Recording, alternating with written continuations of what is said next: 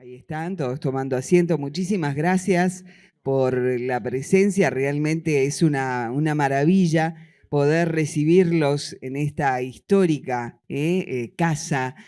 Vamos a estar compartiendo 2 jornadas. La primera que comienza hoy, como ustedes bien saben. La segunda transcurrirá en la ciudad de San Carlos el día de mañana sábado a partir de las 8:45 hasta aproximadamente las 18 horas. Esta 15ª edición de Jornada de Geohistoria Regional que, bueno, justamente es en homenaje al coronel Basilio Araujo, uno de los 33 orientales, oriundo de la ciudad de San Carlos, al igual que también es en homenaje al profesor Heraclio Pérez Ubichi. Dicho esto, entonces, vamos a saludar a los anfitriones que precisamente les dan la bienvenida, que abren la puerta de su casa. La Dirección General de Cultura nos acompaña por allí, el director general de Cultura, profesor Jorge Céspedes, también hace lo suyo el subdirector de Cultura de la Intendencia de Maldonado, el doctor Fernando Cairo. Tenemos también a quien será el moderador entre los tiempos de los panelistas, que es Andrés de León, como les decía, de también la Dirección General de Cultura. Contarles que tenemos también dentro de los anfitriones al Centro de Investigaciones Históricas de la ciudad de San Carlos. Esto está auspiciado, como ustedes ven allí, en los banners por Calima y por Cofuema, que hacen posible, digamos, todas estas 2 jornadas, ¿no? Así que agradecer. Tiene el apoyo, por supuesto, de la Intendencia de Maldonado, de la Dirección General de Cultura. También hablábamos más tempranito hoy que muchos que nos están visitando en este lugar tan emblemático, tan lindo, seguramente no sepan que un 10 de marzo, pero del año 1797, hizo su ingreso aquí. Por eso les digo, estas paredes tienen una historia muy hermosa, el general José Gervasio Artigas. Así que también va a ser más que emotiva esta disertación. Saludar también muy especialmente, estuvimos charlando por allí, con el Grupo Identidad Florida de Investigación y Divulgación Florida. Así que dicho esto, le vamos a pedir al coronel Antonio Olano, quien es el dueño de casa, que les va a dar la bienvenida a este lugar tan hermoso. Así que bueno, con ustedes, bienvenidos.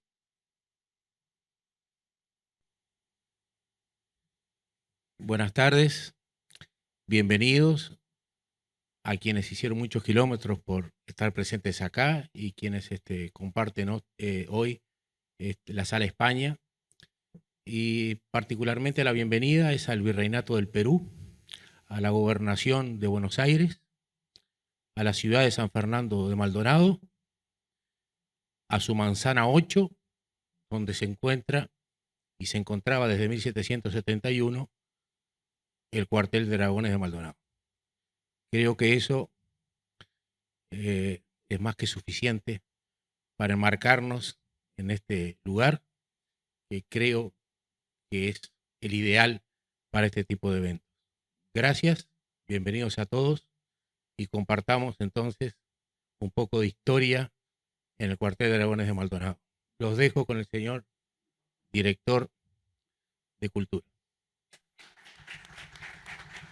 Bueno, muchísimas gracias entonces al coronel Antonio Olano, y tal y como él anunciaba entonces, le damos la bienvenida al director general de Cultura, profesor Jorge Céspedes, entonces, en representación de la Intendencia de Maldonado.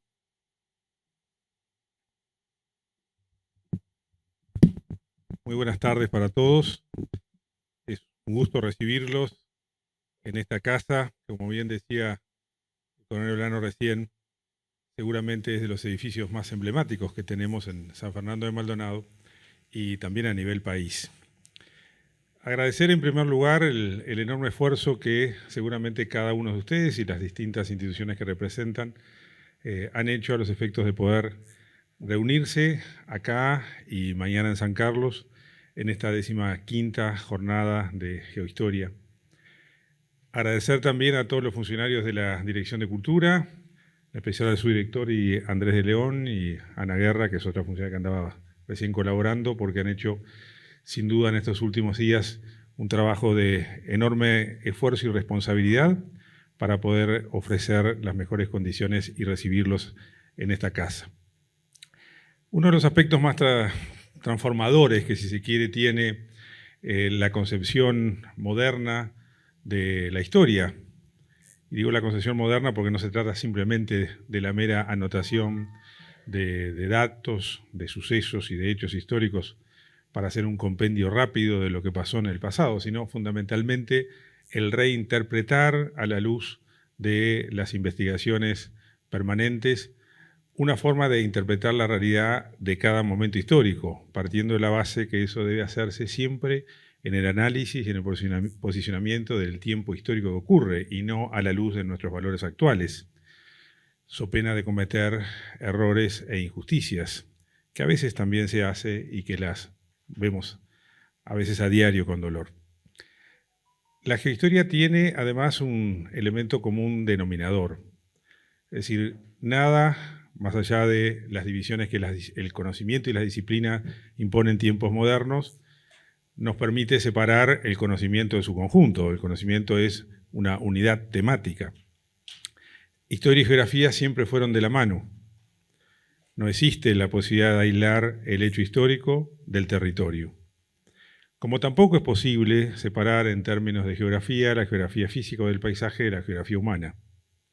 Hoy se habla poco de geografía humana porque los conceptos a veces suelen ir variando, pero nunca se puede desprender la realidad del paisaje y los sucesos históricos sin la visión de la masa humana como insumo crítico que se da en cada uno de los momentos. A raíz de las transformaciones que esos insumos críticos generan en el paisaje, en el ambiente y en la sucesión de los hechos históricos, es que se va dando justamente el proceso histórico que nos permite, con la interpretación real y objetiva de los sucesos, tarea no menor para los historiadores, poder acercarnos a la realidad histórica. Si es que la realidad histórica suele ser producto de la investigación, que ese es otro de los grandes temas que justamente la academia debe analizar. Seguramente no es un tema de filosofía de la historia lo que más los apasiona, y seguramente el tema de encontrar en cada uno de los aspectos particulares de las localidades o los territorios más inmediatos es lo que ha profundizado el espíritu de investigación de los que están acá, o el espíritu de información que tenemos otros, los que no investigamos, pero sí leemos. La comprensión de esos sucesos, la forma en cómo cada una de las localidades cuenta su anecdotario, genera su propio relato, y eso se va uniendo como los puntos de un tejido, permite entender la realidad de las naciones. Las naciones no son la sumatoria específica de las realidades y los procesos históricos individuales de las comunidades. Tal vez la mejor definición de una nación es que es la síntesis de esos procesos a la hora de identificarnos como formando parte de esa unidad territorial. Gracias por estar, gracias por de alguna forma contribuir a que los procesos históricos siempre estén vivos, y fundamentalmente gracias por seguir contribuyendo a generar nuevos insumos que nos permita develar lo que ha pasado en el tiempo relativamente cercano a nosotros, porque la historia de nuestro país es muy cortita en términos de historia mundial. Muchas gracias y suerte. Bueno, como siempre, agradecemos al director general de Cultura, el profesor Jorge Céspedes, que es un libro abierto que siempre nos ayorna, nos cuenta historias y nos hace viajar a través del tiempo, así que muchísimas gracias. Bueno, vamos a comenzar entonces contándoles que en la jornada de hoy vamos a tener, tal y como habíamos anunciado, allí al moderador, a nuestro compañero Andrés de León. Él va a ser el encargado precisamente del cronómetro, y les quiero decir que vamos a tener 8 disertaciones que van a durar 15 minutos cada una, y luego vamos a tener 6 presentaciones de libros, que tenemos aquí ya los representantes. Cada una de ellas va a durar 10 minutos exactamente. Así que, bueno, por allí está Andrés, entonces, con el tiempo marcadito. Le vamos a pedir muy especialmente a todos que silencien los celulares, porque la idea justamente de este recinto es prestar atención, es adentrarnos en la historia, en este lugar tan lindo, tan magnético de alguna forma. Así que, bueno, vamos a convocar en primera instancia a Daniel Delgado. Vamos a pedir un fuerte aplauso para él. Muchos lo conocen como, bueno, un gran docente, director de un centro educativo aquí de Maldonado. Él va a estar hablando acerca del Centro de Documentación Departamental. Es un legado de la profesora María Díaz de Guerra. Comienza entonces el tiempo.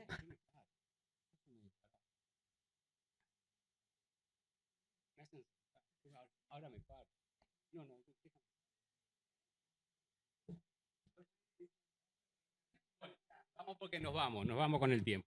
Bueno, buenas tardes a todos. Parece que me toca a mí romper el hielo con esta primera presentación, así que, bueno, para nosotros en realidad es un enorme placer recibir, como han dicho, a la gente de acá, ¿verdad? A tanta gente de aquí, de allá y de más lejos, pero todos de alguna manera convocados por un mismo interés, que es el de participar en estas jornadas de geohistoria.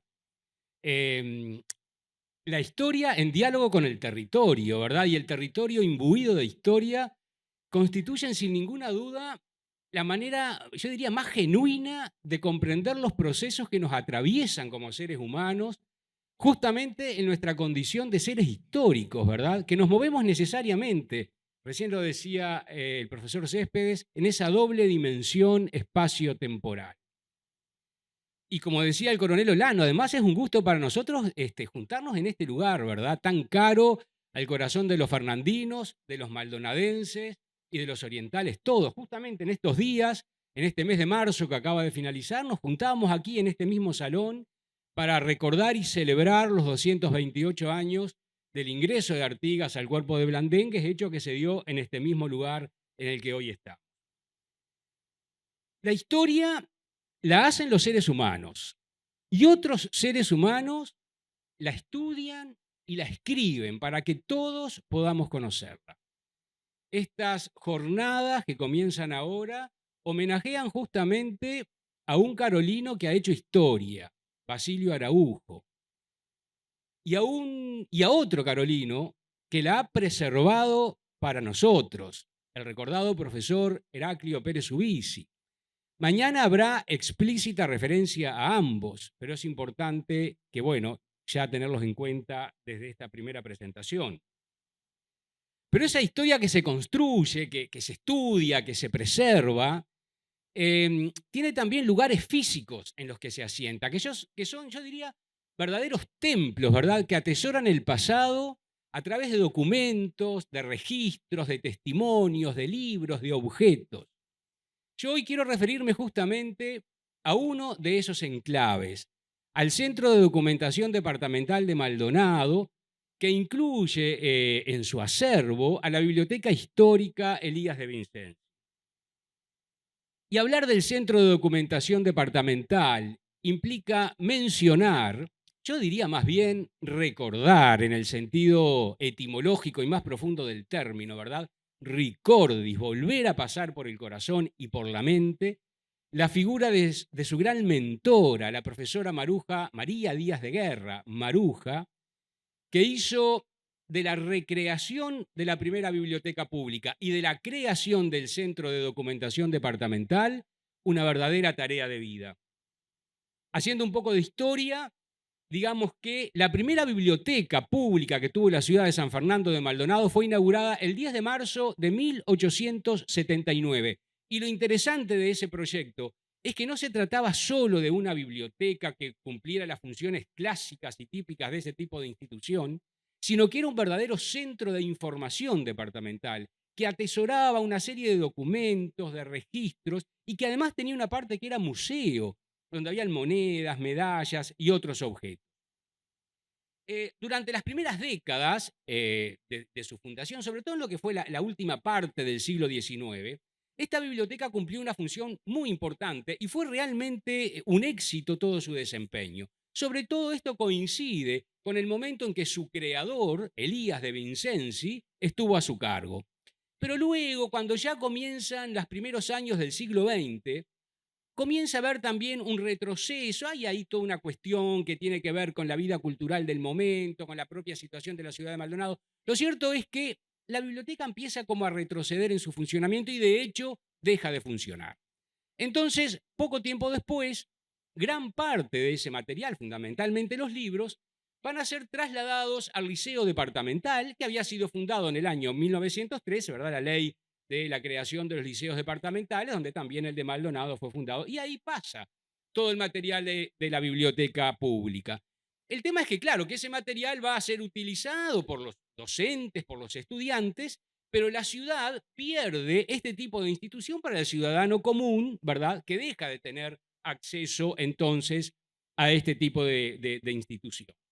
En la década de 1940, recién ahí hay un nuevo intento de crear una biblioteca municipal por parte de la Intendencia, pero que no termina prosperando. Es un intento que tampoco toma en cuenta aquel viejo proyecto del año 1879. Es un intento que que parte de cero, pero no prospera. Y de hecho, ese material que se logra reunir en esos pocos años va a ser donado al Ateneo de la ciudad de Maldonado, que había sido recientemente fundado. Y en la década de 1960, aquella joven profesora, Maruja Díaz, que si bien había nacido en Montevideo, se había afincado en la ciudad de San Fernando de Maldonado e incluso era docente en el Liceo de Maldonado, comienza una investigación acerca de lo que había sido aquella primera biblioteca. Y se lo toma muy en serio, se entusiasma mucho con este proyecto y empieza a buscar. Ella, ya como docente en el liceo, se había encontrado en más de una ocasión con libros que tenían el sellito de aquella biblioteca, que estaban entreverados entre otros libros, ¿verdad? Pero siempre tenía esa intención de ver qué había pasado y comienza entonces una investigación. Hay un artículo fermental que ella escribe en el año 1968, donde dice textualmente: debe ser Maldonado de las pocas ciudades del interior, si no la única, que no posee una institución de esta naturaleza y a ella se deberá llegar adosándosele además un archivo municipal que contenga los periódicos y hojas que fueron publicados en la localidad, copias de documentos, fotografías, listas de planos de diversas épocas y toda la bibliografía que atañe al departamento. Pero claro, años 68, eran años difíciles. De hecho, este anhelo expresado por Maruja Díaz tuvo que esperar varios años en poder ser realizado. Durante la dictadura civil-militar que gobernó el país entre 1973 y 1985, se creó una biblioteca municipal a la que se le dio el nombre de José Artigas, que la tenemos actualmente, pero claro, fue una biblioteca que, al igual que el proyecto de 1940, no tuvo en cuenta los antecedentes de 1879 y se limitó a cumplir las funciones básicas de biblioteca, ¿verdad? Depósito y préstamo de libros. Habría que esperar la reinstauración de la vida democrática para volver a ese intento de unir el pasado con el presente como único modo seguro de proyección futura. Y ahí estaba aguardando la profesora Maruja Díaz, quien apenas las nuevas autoridades electas estuvieron instaladas, allí se les presentó con un proyecto justamente en el que pedía básicamente la creación o la recreación de la primera biblioteca, la recuperación de la vieja biblioteca, además de la creación de un centro de documentación histórica como parte de un reordenamiento de los bienes culturales del departamento. Incluso ella pedía, además, que a esa biblioteca que se fuera a retomar se le diera el nombre de su fundador, Elías de Vincenzi. Y esta propuesta encuentra en las nuevas autoridades todo el entusiasmo y el eco que esta propuesta merecía. El intendente del momento, el señor Benito Stern, el director de Cultura, el profesor José Enrique Bengochea, se embanderan realmente con este proyecto y entonces deciden la creación de una comisión a los efectos de llevar adelante esto que planteaba la historiadora, básicamente llevar adelante la búsqueda o la recuperación de la vieja biblioteca y el armado de este centro de documentación. Ahora entonces sí, manos a la obra. Se crea la comisión, que por supuesto va a quedar presidida por la profesora Maruja Díaz, va a estar integrada además por el profesor José Enrique Bengochea, director de Cultura, quien además, digamos, que una vez que termina su función como director de Cultura, se integra a esta comisión en calidad de vecino. Una comisión que en el transcurso de los años fue variando su integración, muchos de los cuales bueno, fueron muriendo, otros se fueron retirando por problemas personales. Podemos recordar solamente, imposible mencionarlos a todos, pero bueno, recordemos algunos de los primeros. Hablábamos del profesor Bengochea, que acompañó desde el principio a Maruja Díaz. Pensamos en don Domingo Piega Soliú. Pensamos en la escribana Mabel Plada Camacho. Y ya después, en los últimos tiempos, quien nos acompaña, el doctor Fernando Cairo, que durante muchos años estuvo también en la comisión. Yo más al final, más al final, más al final. Bueno, esta comisión tuvo como primera tarea la recuperación de la primera biblioteca pública. Los libros estaban básicamente en dos instituciones, la mayoría en el Liceo Departamental y otros en el Centro Paz y Unión. Digamos de entrada que los directores de ambas instituciones se mostraron absolutamente propensos a colaborar en esta tarea, y a fines del año 1988 ya se había hecho la selección y retiro de todos los libros, ¿verdad?, que habían pertenecido a la primera biblioteca de 1879. Se los reconocía porque tenían un sello cuyo encabezamiento decía Biblioteca Pública Municipal de Maldonado. Brevemente quiero decir el entusiasmo impresionante que esta tarea provocó en la historiadora Maruja Díaz. Fue realmente un placer para ella, donde fue estudiando cada libro que iba apareciendo, sus títulos, sus temas, sus autores y particularmente sus donantes, porque había un archivo de los donantes que eran en su mayoría viejos vecinos de la ciudad de Maldonado, muchos de los cuales ya no estaban viviendo acá, sino que estaban en Montevideo, pero que se habían organizado, ¿verdad?, para donar libros para esa naciente biblioteca de 1879. Pero además de la recreación de la primera biblioteca, la comisión tuvo la tarea y la función de crear el Centro de Documentación Departamental. Tarea realmente compleja de armar, de ordenar toda esa documentación, además del armado de la hemeroteca departamental y de la elaboración de una bibliografía para Maldonado que no tenía. No nos vamos a extender en todo este proceso, ¿verdad?, que llevó porque se nos va el tiempo, a todo el proceso que llevó al afianzamiento del centro.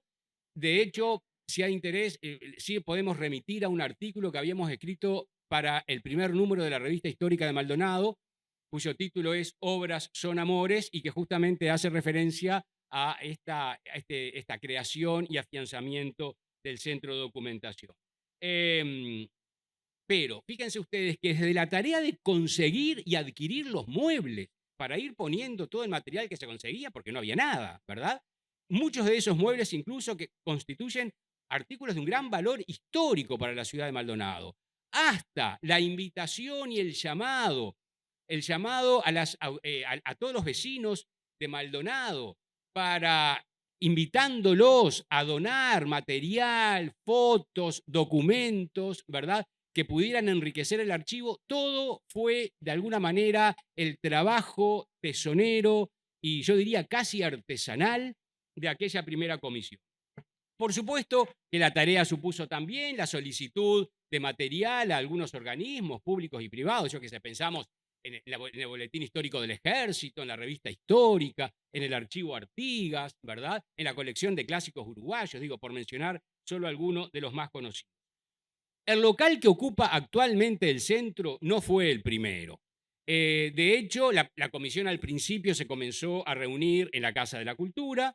Luego, en el año 1996, se les concede un local en el Paseo de San Fernando, ¿verdad?, que se había construido recién sobre la base del viejo cuartel, allí frente a la plaza. En ese local funcionó varios años, hasta que a comienzos de los 2000 vuelve al predio de la Casa de la Cultura, no al salón original. En el sueño original de la profesora Maruja Díaz estaba que la biblioteca pudiera funcionar en el local donde había funcionado en sus comienzos, en el local de la entonces Junta Económico-Administrativa, ¿verdad?, actualmente la Casa de la Cultura. De hecho, actualmente funciona no en ese mismo salón, pero al ladito, y ya se me fue el tiempo.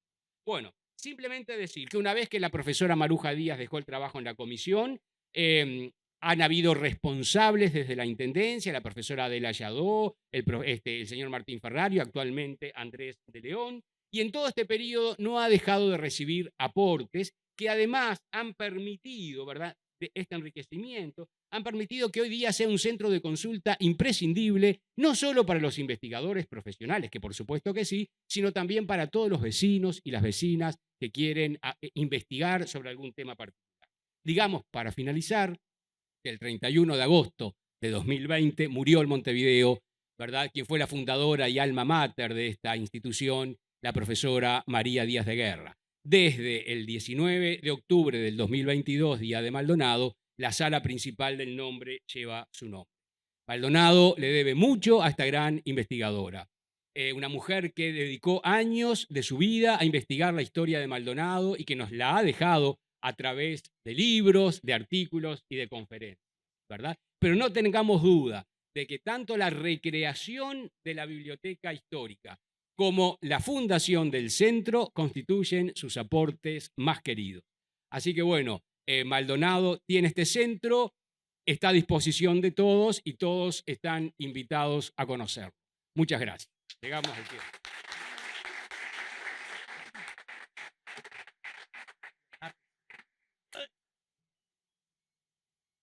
Bueno, muy bien allí, entonces, muchísimas gracias. Vamos a decirles una vez más que silenciemos todos los celulares. Vamos a llamar al próximo exponente y ya vamos a ir pidiendo el que está en tercer lugar, que ya se vaya preparando, así agilizamos los tiempos y bueno, y todo transcurre en tiempo y forma. Es turno ahora de convocar, yo no sé si va a querer hablar desde acá o vamos a seguir allí con la tarjeta roja. Bueno, va a querer hablar desde acá también, así que Andrés le va a tener que sacar la tarjeta roja. Vamos a convocar al doctor Fernando Cairo, que va a hablar nada más y nada menos que de los orígenes de San Fernando de Maldonado. Muchas gracias.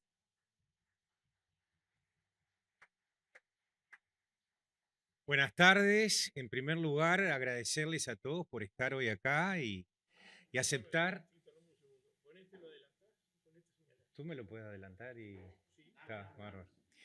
Agradecerles a todos la presencia y sobre todo a Fernando y a Gerardo, que junto con el equipo que lo acompaña, que nos plantearon el desafío de coorganizar estas jornadas al Centro de Investigaciones Históricas de San Carlos y a la Dirección General de Cultura, lo que hemos hecho con mucho gusto y lamento que algunos estén parados porque nos quedó chico el salón. A mí me toca, Andrés, no te distraigas, a mí me toca hablar de esta ciudad, ¿verdad? Creo que es acertado la ponencia que me asignaron, en el sentido de que de alguna forma tenemos que darle la bienvenida a todos ustedes a esta nuestra ciudad, la ciudad capital del departamento de Maldonado. Ahora vamos a ver a su fundador, José Joaquín de Viana, primer gobernador de Montevideo, que asume su cargo en 1751. 1751 jura frente al Cabildo de Montevideo. Él era de la Grande España, era muy joven, ya tenía el rango de coronel, había nacido en 1715, y es enviado por el rey a gobernar la ciudad de Montevideo, que hasta entonces solamente tenía comandantes militares, ¿verdad? Y a su vez estaba bajo la jurisdicción del rey, obviamente, y del gobernador de Buenos Aires. Una de las primeras medidas que tomó este joven gobernador, pues tenía 35 años, 36 años, fue recorrer la zona de su influencia, ¿verdad? Montevideo, los límites de Montevideo llegaban hasta el Cerro Pan de Azúcar, pero él salió un poco más, recorrió el este, recorrió esta zona y sobre fines de 1751 le escribió al virrey del Perú diciéndole que era imprescindible la fundación de dos pueblos, uno a unas 30 leguas de Montevideo, sobre el puerto de Maldonado, que era la bahía de Maldonado, y otro en la zona de las Minas, que es tal vez el antecedente más antiguo que tiene la ciudad de Minas. ¿Por qué? Porque había que preservar a la ciudad de Montevideo. Y estas ciudades servirían de antemural, es la palabra que emplea en esa primera misiva al virrey del Perú, que era la jurisdicción que teníamos, como entró invocándolas el coronel Olano, ¿no? Y bueno, no recibe respuesta, y en 1755 decide escribir nuevamente, directamente al rey, y no obtiene tampoco respuesta, por lo que establece por cuenta de él, a pesar de que no tenía facultades para fundar ciudades, a los primeros 13 vecinos en las inmediaciones de la laguna del Diario. A ver si mostramos un poquito. Esta es una visión actual de lo que nosotros conocemos como Rincón del Diario. Obviamente que no existían estas arboledas abundantes, porque estos son árboles artificiales, en el sentido de que no son propios, originarios de nuestra flora, ¿no? Pero hoy es una zona que está pasando Punta Ballena. Esta es la laguna del Diario, que justamente era donde estaba la caballada del rey de uso diario, y de ahí quedó el nombre que se conserva hasta nuestros días. Siguiente, Andrés. Son fotos antiguas, pero igual hay mucha construcción. Es un lugar muy fértil, con muy buenos pastos, pasturas para el ganado, que servía para cementeras, con muchas cañadas, y estaba cerca del portezuelo. Portezuelo también es una palabra muy antigua de nuestra zona, porque era el pequeño puerto que utilizaba esta pequeña población. Estaba conformada nada más que por 13 vecinos. La mayoría solteros, habían algunas mujeres, algunos matrimonios y algunos niños. Siguiente. Bueno, la majestuosa Punta Ballena, que hasta el día de hoy nos asombra y nos sorprende con esa magnitud de la naturaleza, dividía en dos. Esta parte la sigue dividiendo del territorio. Siguiente. Siguiente. Y acá tenemos una visión un poquito más global. No está determinado el lugar de ese primer asentamiento. Porque, ¿qué sucedió? Viana, entre agosto aproximadamente, y septiembre de 1755, llegó a esta zona con esos 13 vecinos. Comenzaron a levantar precarios ranchos y una capilla provisional. Y a formar las cementeras, ¿verdad? Estamos hablando de septiembre de 1755. Viana no tenía facultades para fundar pueblos, no podía hacerlo sin la autorización real. Él fundó de facto la ciudad de Maldonado. En 1784, cuando se hace un movimiento para que la ciudad tenga cabildo, en el propio expediente se le pide a los solicitantes que acrediten la calidad de ciudad con un acta fundacional. Y ahí los vecinos, con un plano, los vecinos empiezan a mover y se dan cuenta que no hay nada de eso. Entonces se forma un expediente muy interesante donde, a través de la declaración de testigos que todavía estaban vivos, declaran que el señor Viana los estableció como a una legua del lugar donde están actualmente. Porque, ¿qué sucedió? Cuando Viana se va a la guerra guaranítica como segundo jefe en 1755 y regresa en el 57. Y en el 57, cuando regresa y encuentra a esta aldea que él había fundado progresando, decide cambiarla de emplazamiento y la cambia para este lugar. Siguiente. Bueno, acá ven un plano, el primer plano que se hizo justamente para la solicitud de cabildo. Con las manzanas que son las actuales, ¿no? Una de ellas estamos acá nosotros, la manzana número 5. Y muda a todos los vecinos. Y otra vez se hace el reparto de solares, el reparto de chacras. Y bueno, en realidad, en ese lugar donde estuvo 2 años la población, no se ha encontrado el lugar físico exacto. Existe un monolito en la ruta, si ustedes observan, que recuerda ese momento. Siguiente. ¿Qué hace Viana cuando regresa del Paraguay? Regresa con 7 familias misioneras. 7 familias que seguramente representaron, con el permiso del gobernador de Buenos Aires, que para ese entonces era Ceballos, le solicita mudarlos a Maldonado y establecerlos junto a esos primeros pobladores españoles. Era lo que decía la profesora Fajardo, que Maldonado era una verdadera ciudad indiana en ese sentido, porque ponía los dos núcleos de guaraníes y de españoles y de criollos juntos. Esos indios guaraníes que están ahí detallados, yo no sé si los alcanzan a ver, seguramente colaboraron del lado hispano-portugués en la expulsión de sus colegas de esos territorios, en esa cruenta guerra tan, iba a decir al cohete, pero no se puede decir, es un lenguaje poco académico. Pero los tenía que sacar de ese lugar y los estableció en Maldonado, ¿verdad? Pero, y ya voy terminando, porque la idea era que ustedes se quedaran con una visión del origen de esta ciudad que por 2 días, junto con San Carlos, los está recibiendo a todos. San Fernando de Maldonado, porque ese es el nombre correcto, en honor al rey Fernando VI, ¿verdad? Toman la invocación al santo Fernando III, que junto con Nuestra Señora del Carmen es la copatrona de Maldonado. Fíjense que acá es una suerte de censo de 1757 y no llegan a 97 personas nada más. Si vieran este Maldonado de más de 100.000, 140.000, 170.000 personas, muchos solteros, todos los hijos que tenían, las mujeres, y como siempre digo que entre todos ellos tenían 1.476 vacas, 115 caballos, 681 yeguas, 46 bueyes, 650 ovejas y 10 carros. Ese era el capital que había acá en Maldonado. Sin duda han pasado mucho tiempo, ¿verdad? Algunos siglos.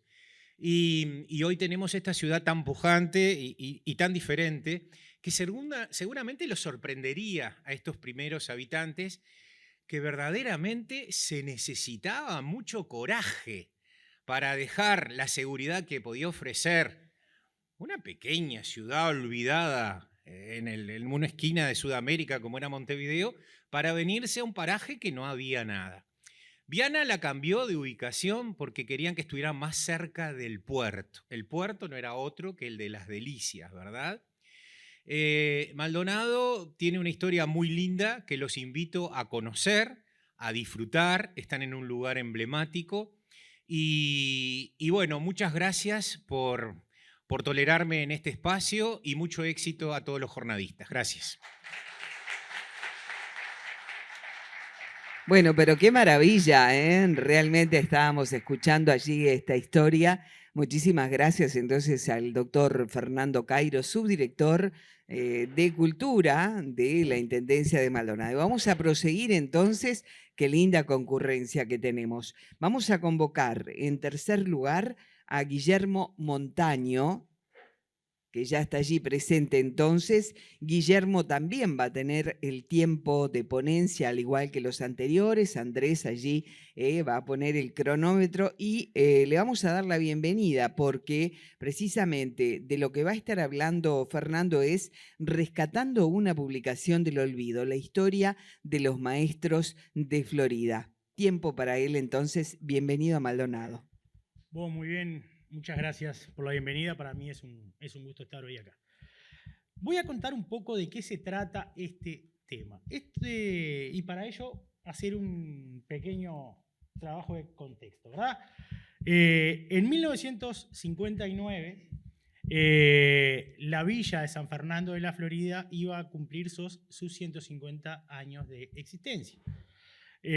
Tal es así que el 7 de enero de ese año, Timoteo Núñez Muslera, un historiador floridense, eleva al Consejo Departamental de Gobierno la solicitud para que se conformara una comisión encargada de los festejos de esa fecha tan importante. Por motivos prácticos, se optó por una comisión que ya estaba trabajando en la ciudad de Florida, que era la comisión que se había encargado de los 100 años de los festejos de los 100 años de la Plaza Artigas, encabezada por el doctor Artigas Rodríguez de Vicenzi. Entonces, a esa misma comisión le dieron la tarea de organizar los festejos del 150 aniversario. Una de las cosas que se eligió, y a mí me gustó muchísimo, fue el logo de esos festejos. Vendría a ser el año 1809, el año 1959 y bueno, la villa con sus dos plazas, obra de un artista coloniense llamado Fernández Gaviani, que dejó una impronta bastante importante en el arte del departamento.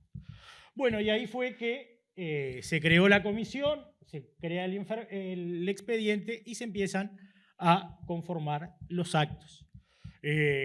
Una vez elaborado el plan de actos, los mismos iban a comenzar el 18 de abril de 1859, la fecha de los 150 años era el 24, y culminarían el 18 de mayo de ese mismo año. El programa, tengo muy poco tiempo por eso, el programa era muy extenso e incluía actividades deportivas, actividades culturales, actividades de todo tipo, ya la gente, yo creo que fue una buena decisión, que era gente que ya venía práctica en el hábito de hacer esas actividades, entonces lo armó muy rápido. Pero 4 días antes de que comenzaran los festejos, se producen las famosas inundaciones del año 1959. Esta foto es una foto de mero patriotismo local, es una foto del parador de Florida, cubierto por el agua, pero ni cerca de lo que fue Salto, de lo que fue Paso de los Toros, de lo que fue Río Negro. Es decir, fueron de esas crecientes que la verdad que pasaron para el resto de la historia. Eso hizo que 4 días de que empezaran esos festejos se dieron por suspendidos y nunca más se volvió a tocar el tema. La pandemia dio para todo.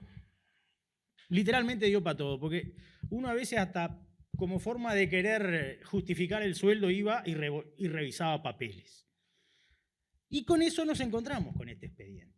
Y en ese expediente encontramos una cantidad de cosas sumamente valiosas. Un expediente de 1809 que daba cuenta de la fundación de la Villa de Florida, fechado en septiembre, 5 de septiembre de 1809, y cuando el centenario de Florida se utilizó esa fecha, el expediente de la Junta Económica Administrativa de los festejos del centenario, y una publicación de un señor que se llamaba Lorenzo Dauria. Busqué por todos lados las fotos y la única que encontré fue en un museo digital de San José, y justo él es y no se le ve la cara. Pero de todas formas la quise poner. Lo siguiente es, ¿cómo vamos? ¿Me queda? 9 minutos. Perfecto.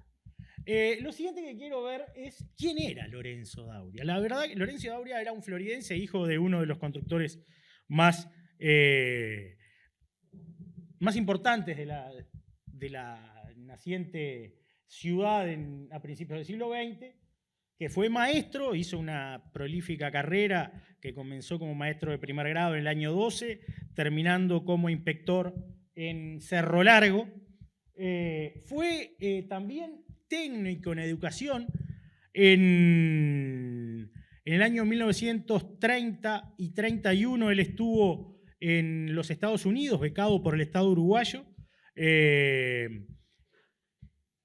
para conocer el plan Dalton, un plan muy revolucionario en esos años en los Estados Unidos. Escritor, fue un prolífico escritor de poesía, de teatro, de obras. Por ejemplo, tiene un libro que era ¿Qué organizar en los actos escolares?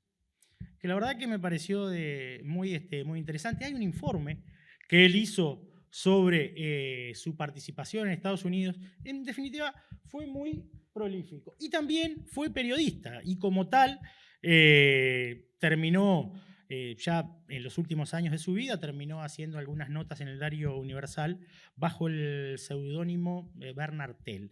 Además de ello, hizo una serie de entrevistas a Gabriela Mistral, a Rabindranath Tagore, a Dewey, entre otros, aprovechando su estancia en los Estados Unidos.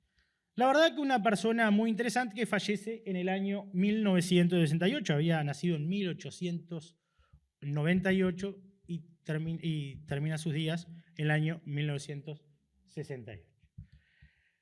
Y él tenía previsto para esos festejos, para el día 21 de abril, una charla que se llamaba La historia de los maestros de Florida. Como les dije, esa charla no se llevó adelante, entonces eso hizo que quedara, junto con todos esos documentos que le dije, dentro del propio expediente. En la pandemia lo recuperamos y lo digitalizamos porque nos parecía un material muy interesante, porque además es un trabajo que empieza en 1931 y termina en el año 1960, es decir, no pudo llevar adelante su charla, pero eso lo llevó a que estuviera aproximadamente un año trabajando en ese material. Esto es la foto, algunos datos que me parecen que son importantes, es decir, es un tamaño oficio, habla de que está mecanografiado, es una copia mecanográfica, pero se ve que era el propio original que el autor utilizó para hacer las correcciones.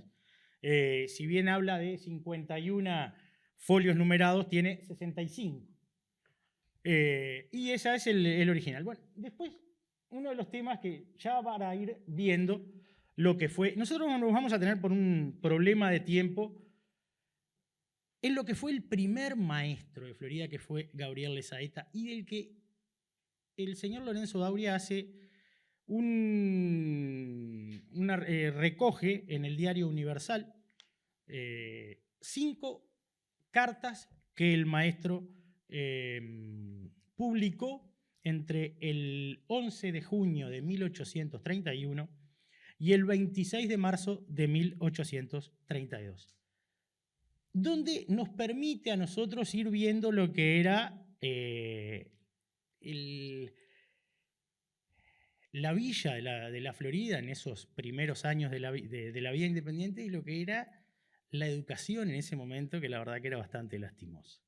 Entonces nos vamos a centrar en estos 5 minutos que nos quedan en ese tema. Son las cinco cartas.